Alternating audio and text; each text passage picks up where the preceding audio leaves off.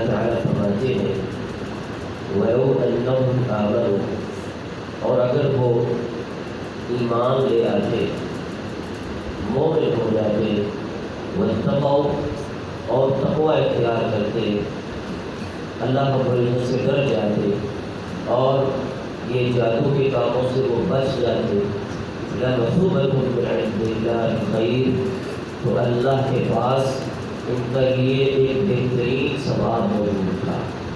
لَوْ كَانُوا يَعْلَمُونَ، کاش کہ یہ لوگ جانتے ہوتے۔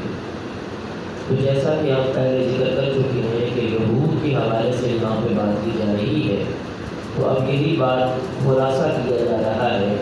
کہ اگر یہ لوگ ایمان لے آتے اور تقوی اختیار کریں، جیسا کہ کل بھی ہم نے بتایا تھا کہ ولی جس کی ہم تعریف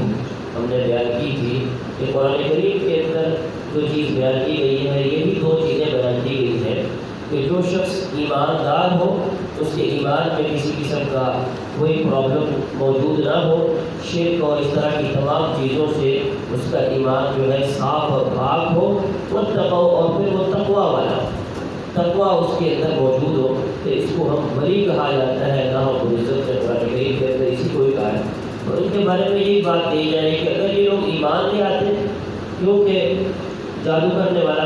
کافر ہو جاتا ہے، اور یہ یہودی تو ویسے ہی پہلے سے ہی اس کفر کے اندر موجود تھے، اور پھر فرمایا کہ یہ تقوی اختیار کر لیتے، تو یہ اللہ رب العزت کے ہاں ان کے لیے بہت زیادہ بہتر ہے۔ آگے موضوع چینج ہو رہا ہے، اللہ رب العزت فرماتے ہیں یا ایھا الذین آمنوا، اے ایمان والو،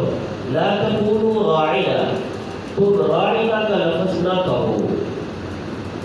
اور اس کا مطلب یہ ہے کہ ہماری رعایت فرمائیں، ہماری طرف متوجہ ہو، ہماری بات کو سنیں، یہ بات آپ نہ کہیں وقولوا انظرنا، بلکہ تم کہو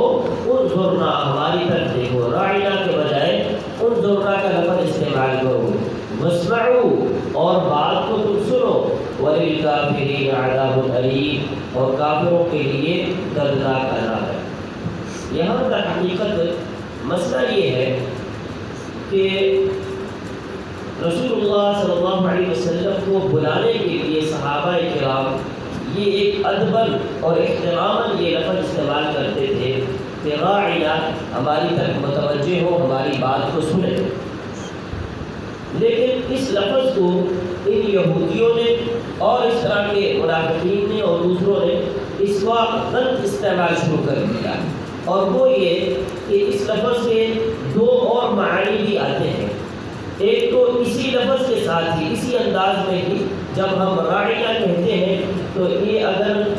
گرامر کے حوالے سے اگر ہم باپ کو چینج کرتے ہیں، جو ان کا بنیادی چیز ہوتی ہے، اگر باپ کو چینج کر کے ہم یہ بات استعمال کرتے ہیں تو اس کا معنی بنتا ہے احمق، جو کہ رسول اللہ صلی اللہ علیہ وسلم کے لیے اس کا استعمال صحیح نہیں تھا۔ اور دوسرا یہ ہے کہ زبان کو تھوڑا سا ٹیڑھا کر کے اگر اس کو استعمال کیا جاتا ہے، جیسا کہ وہ کرتے تھے، راعینا اگر ہم اس کو کر کے پڑھتے ہیں تو اس کا معنی بنتا ہے کہ یہ ایک گالی ہوتی ہے۔ راعینا جب ہم کہتے ہیں تو یہ ایک گالی بنتی ہے جو وہ استعمال کیا کرتے تھے۔ تو لہذا یہ دو طرح کی چیزیں جو ہے، دو طرح معنی آ رہا ہے اس کا، تو ان دونوں معنی میں سے کوئی معنی وہ یوز کیا کرتے تھے رسول اللہ صلی اللہ علیہ وسلم کے لیے۔ تو پھر صحابہ اکرام کو بھی اللہ رب العزت نے یہ بات حکم دے دیا کہ آپ بھی یہ لفظ استعمال نہ کریں، کیونکہ اس لفظ کی وجہ سے دوسرے لوگ اس لفظ کا غلط استعمال کر رہے ہیں، لہذا تم بھی اس لفظ کو چھوڑ دو۔ دیکھیے میرے بھائی، الفاظ تک کی احتیاط جو ہے وہ قرآن کریم نے اور اسلام نے ہمیں سکھائی ہے کہ ہم احترام میں اور ادب میں الفاظ تک کا خیال رکھیں، اور اگر کسی لفظ سے یا کسی طریقے سے کسی انداز سے کوئی دوسرا غلط مطلب نکال رہا ہے، غلط مقصد نکال رہا ہے، تو اس کی وضاحت کریں یا اس کا استعمال ہی چھوڑ دیں۔ فرمایا وَلِلْكَافِرِينَ عَذَابٌ أَلِيمٌ، اور کافروں کے لیے بڑا دردناک عذاب ہے۔ آگے اللہ تعالیٰ فرماتے ہیں مَا يَوَدُّ الَّذِينَ كَفَرُوا، اور نہیں پسند کرتے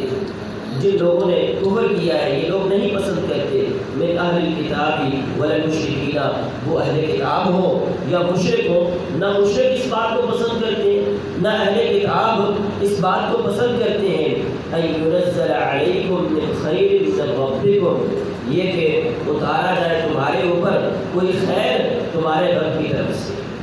اب ہوا یہ ہے کہ رسول اللہ صلی اللہ علیہ وسلم کا انتخاب اللہ رب العزت نے فرمایا، اور انبیاء علیہ السلام کا انتخاب یہ اللہ رب العزت خود فرماتے ہیں، اور اللہ رب العزت نے جو بہترین دل دیکھے ہیں اور بہترین لوگ جو دیکھے ہیں وہ انبیاء علیہ السلام کی جماعت ہے، اور اللہ رب العزت نے ان کو اپنی نبوت کے لیے چنا ہے، اور اللہ رب العزت نے ان کو نبوتیں عطا فرمائی ہیں۔ تو یہ یہود کا ایک گمان تھا کہ نبوت تو ہمارے اندر ہے، یہ ہمارے بعد کوئی اور نبوت کیسے آ گئی ہے۔ وہ حضرت عیسیٰ علیہ السلام کو بھی نہیں مانتے تھے، اور اس کے بعد رسول اللہ صلی اللہ علیہ وسلم کو بھی نہیں مانتے تھے۔ وہ کہتے تھے کہ ہمارے اندر نبوت ہونی چاہیے۔ اللہ رب العزت یہاں پہ فرماتے ہیں کہ یہ لوگ اس چیز کو پسند نہیں کرتے ہیں، لیکن اللہ رب العزت جہاں چاہتا ہے اللہ رب العزت خیر کو اتارتا ہے، یعنی وحی کو اللہ رب العزت جہاں چاہتے ہیں اتارتے ہیں۔ واللہ یختص برحمتہ من یشاء، اور اللہ رب العزت خاص کر لیتے ہیں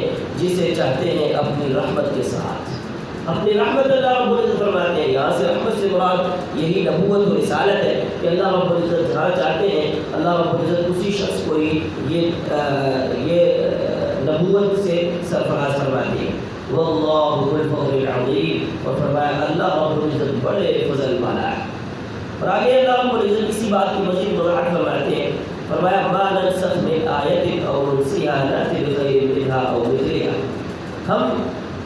کسی آیت کو منسوخ کرتے ہیں یا ہم کسی آیت کو بھلا دیتے ہیں مگر نأتی بخیر منها، ہم اس کی جگہ پہ کوئی بہتر والی آیت لے کر کے آتے ہیں۔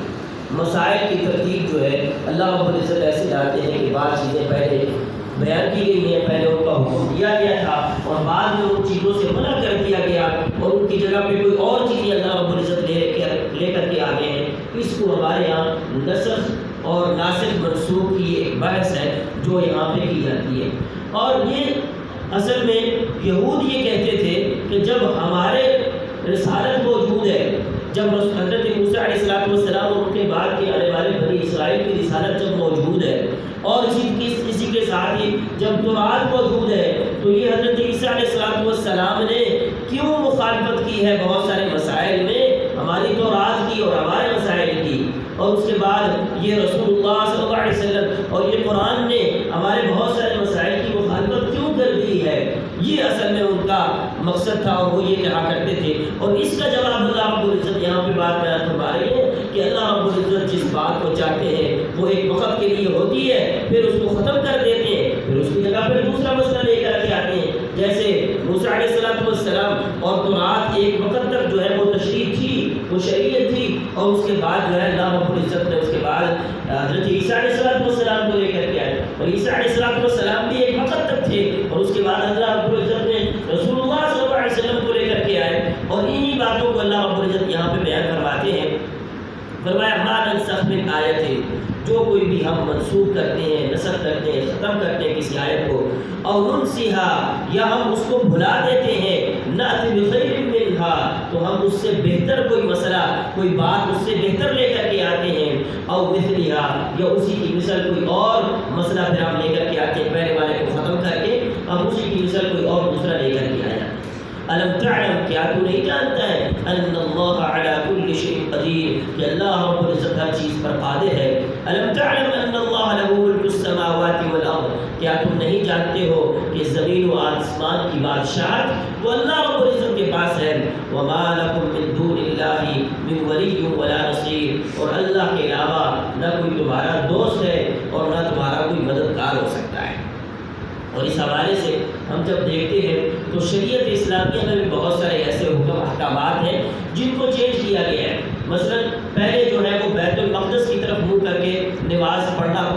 پڑھی جاتی تھی، اور اس کے بعد اس حکم کو ختم کر دیا گیا ہے اور بیت اللہ کی طرف منہ کر کے نماز پڑھنے کا حکم دیا گیا ہے۔ اور اسی طریقے سے اور بھی بہت سارے مسائل ہیں۔ مثلا رسول اللہ صلی اللہ علیہ وسلم نے فرمایا تھا کہ میں نے تمہیں پہلے قبروں کی زیارت کرنے سے منع کیا ہے، اور اب فزوروہا، اب تم ان کی زیارت کیا کرو، یعنی قبرستان جانے سے پہلے منع کیا گیا، اور اس کے بعد آپ صلی اللہ علیہ وسلم نے قبرستان جانے کی اجازت پر عمل فرمائی ہے۔ پہلے یہ حکم نہیں تھا، اور پھر اس کے بعد اس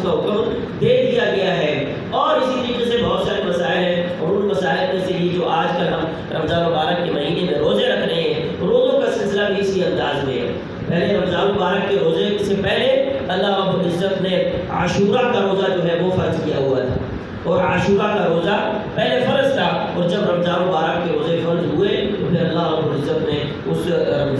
عاشورہ کا روزہ جو ہے اس کو رسول اللہ صلی اللہ علیہ وسلم پھر رکھا کرتے تھے، اور وہ حضرت عائشہ فرماتی ہے پھر وہ ہمارے لیے نفلی طور پر ہو گیا۔ اور اس کے بعد اسی طریقے سے روزے کی جو فرضیت کا انداز ہے، جو طریقہ کار ہے، وہ بھی بڑا مختلف ہے کہ شروع کے اندر یہ کہا گیا ہے کہ جو شخص روزہ رکھنا چاہتا ہے وہ روزہ رکھ لے، جو نہیں رکھنا چاہتا ہے وہ اس کا فدیہ دے دے۔